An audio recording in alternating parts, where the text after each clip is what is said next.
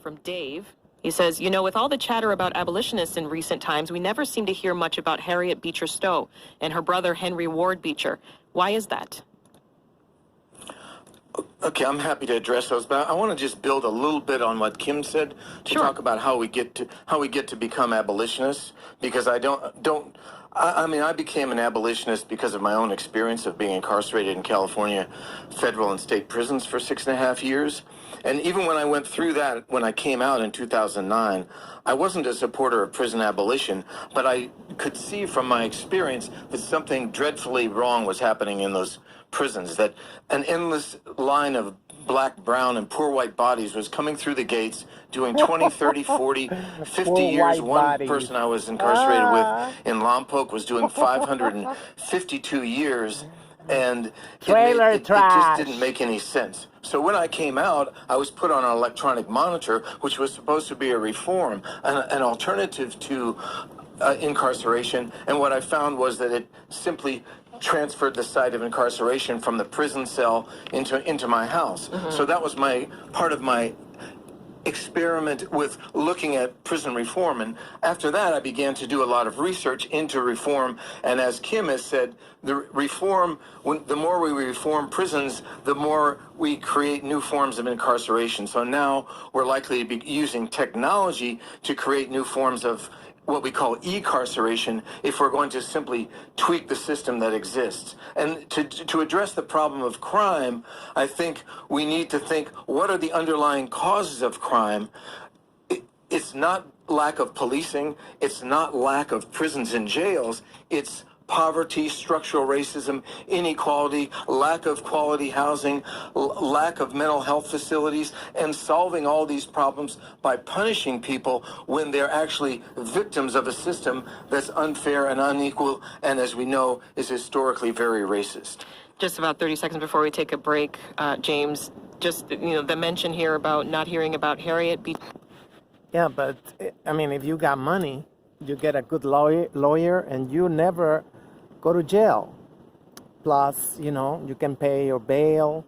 You can, it's a totally different standard. So that's one of the reasons why, incarceration is just the continuation of slavery, Jim Crow, and, just disruption, specifically of African American society. James Kilgore, co-director of the First Followers Reentry Program and author and abolitionist.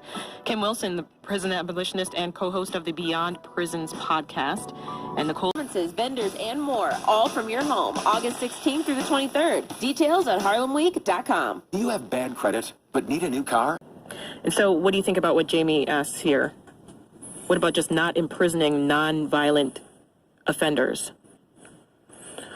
I think that creates a number of problems. First, about 50% of the people in state prisons are convicted of something that's so-called violence. So even if we took all of those people out of prison, we would still have a prison system much larger than any other country in the world.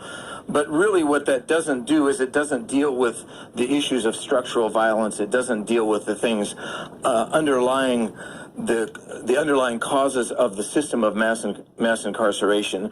So what we really need to think about is how do we create alternatives that do something different. So, for example, in my own community, I work, as you mentioned, with First Followers Reentry Program. Right. We work with people coming home from prison, trying to help them find housing, trying to help them find alternatives for their life, but also helping them to give back to the community, to create a community that's different than the one that they left, and create a different role for them in that community. I mean, I also do work around the issue of electronic monitoring, trying to get us to think about non-punitive responses to harm, non-punitive responses to violence. We need things like transformative and restorative justice processes to address some of these issues rather than just the knee-jerk reaction of punishment, or rather than separating people who are incarcerated into the good people and the bad people and adding more punishment onto the bad people and giving some resources to the so-called good people. I want to bring Nicole Lewis back into the conversation. Nicole, tell us how young Oh, come on. I mean, like, they will never address the fact that we are, conquered people. We have whites who own everything. They created their constitution that we are obligated to follow to their laws. It is their laws. It is even their lawyers, the public pretenders, even the courthouses, the judges. Everything is controlled by whites. So obviously, like talking about abolition and whatnot without addressing the fact that, the rampant colonialism and colonial excesses that we've been suffering for 500 years. It's just ridiculous. You can talk all you want, but, the problem is the whites. Ever since they came to power, they've been terrorizing the whole damn world, everywhere, from Australia to, you name it. South America, North America, Central America, everywhere. We're talking about millions and millions of people, massacred. So, it's just pointless, to talk about abolition and leave the whites still in charge of everything when we know that they have no remorse. They're sociopaths or psychopaths. I don't know which one is the right way to say it. But they just don't care. They just don't care. Like, I'm Mexican. We was forced to sign NAFTA. Before NAFTA, you can literally see it. You can see it that we was one of the healthiest countries in the whole world. After NAFTA, we are the first ones in, high cholesterol, heart disease. Needless to say, the coronavirus is devastating our country because of that. We never knew what morbid obesity was. And you bring that to the government of the United States and the people of the United States, and you know what you get? Absolutely nothing. They say it was business. It was a treaty. Yeah, we signed a treaty, whatever, That's it. They have no remorse. None of them whites. None of them whites, Anybody, I can tell this story, they say like, oh, well, that's just what happened, But what the United States and Canada got from NAFTA? We send them vegetables, we send them, avocados, we send them, all good stuff. And they infested our country with, whatever they call it, convenient 24-hour stores like 7-Eleven and all kinds of, monstrosities that they call food, which is junk food. Absolutely. Because that promotes us versus them, and we don't need that in police. Kim, Campaign Zero, which is a police reform organization. So it is not us versus them. For real. It's black and brown versus, fucking crackers. The activism community around reform. As in whip crackers. They don't like to be called that no more. The 8 Can't Wait came out with their proposals of, reforms, 8 reforms, many of which, and this needs to be said, have already been in place in many cities around the country, right? So, there's that part of it. In response to this, and they've also done something which is, really interesting, but something that we're seeing happen is an abolitionist agenda, when in fact it is not. So the Aid to Abolition group collective came together in a very short period of time. I think it was like 24 or 48 hours. The nation's highest office.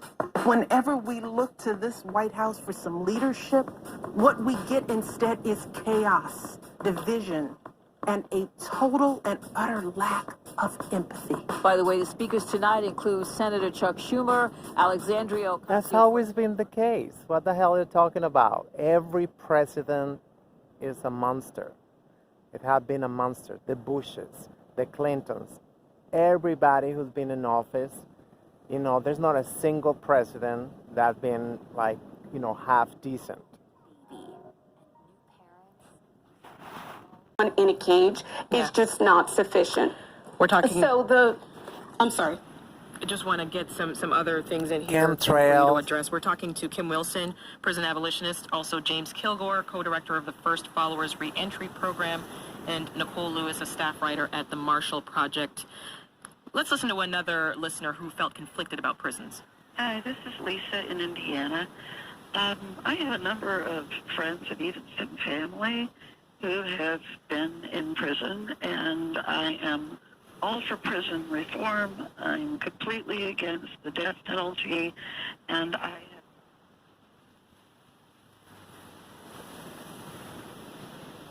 Come on, it's just like, who's moderating this freaking panel? You know, white people. Who own those radio stations? White people.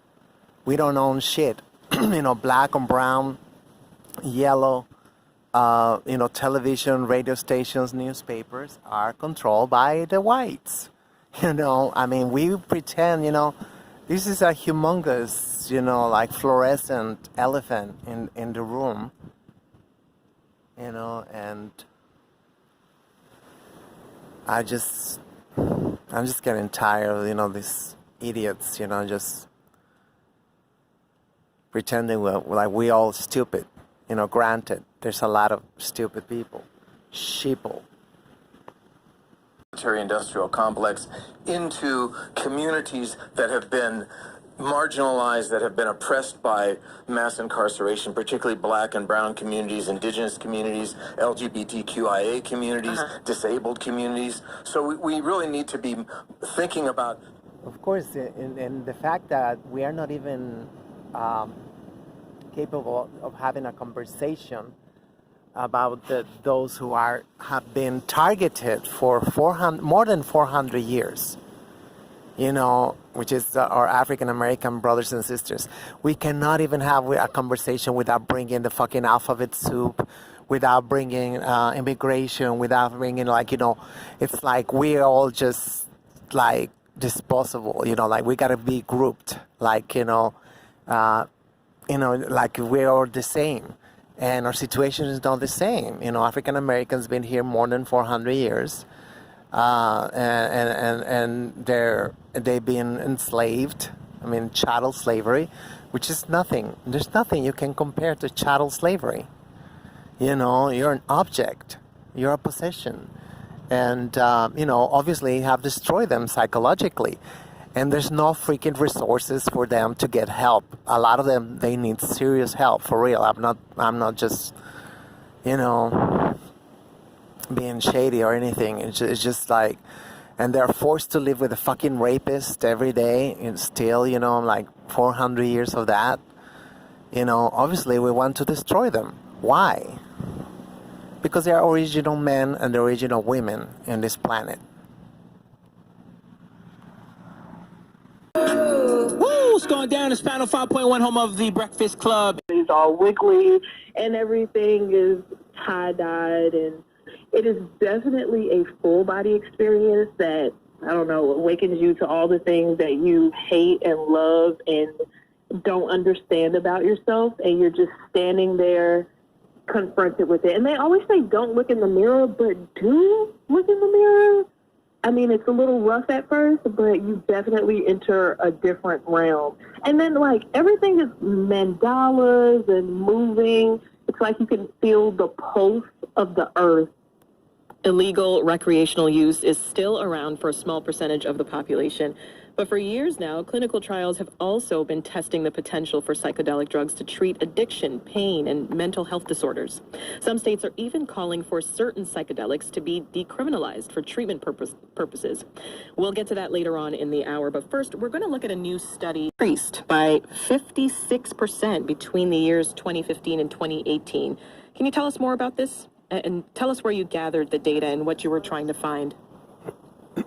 Oh, yes, all right. So this was a study conducted using national survey data from 2015 to 2018.